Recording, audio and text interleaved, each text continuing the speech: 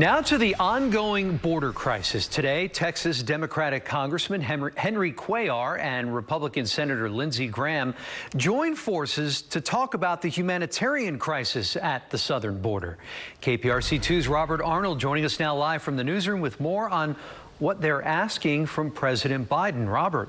In a rare bipartisan move, Texas Democratic Congressman Henry Cuellar and Republican Senator Lindsey Graham both say President Joe Biden's approach to handling immigration issues along our southern border is taking too long and action is needed now. Graham and Cuellar sent a joint letter to the president asking that a special position be created to directly address the tens of thousands of immigrants caught illegally crossing our border every month. In fact, the pair recommended appointing former Homeland Security Secretary Jeh Johnson, both praising his handling of similar problems under President Barack Obama. Cuellar, who represents the Laredo area, says Border Patrol is overwhelmed and his constituents are increasingly worried about the number of immigrants released into their communities.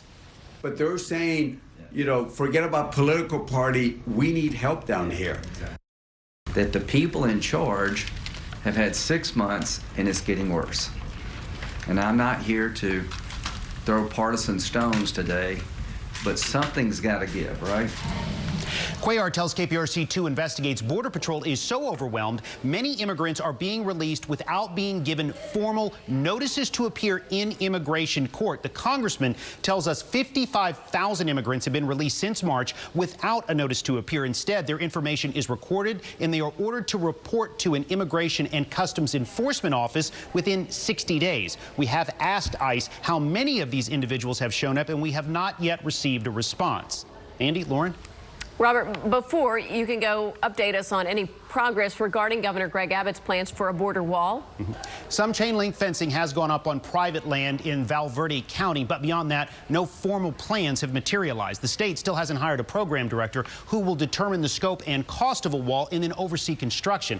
As for the governor's fundraising efforts to help pay for that wall, KPRC2 Investigates obtained data from the governor's office that shows in the months since he announced the project, 6,400 people sent in a total of $618,000. The highest single donation was $5,000, but more than half of the donations have been less than $100. And I do want to tag out here quickly, just within the last 30 minutes, the Department of Justice is suing the state of Texas over the governor's recent order restricting the travel of certain migrants. We've been reporting on concerns about that. Now the DOJ calls that order illegal and it wants it rescinded.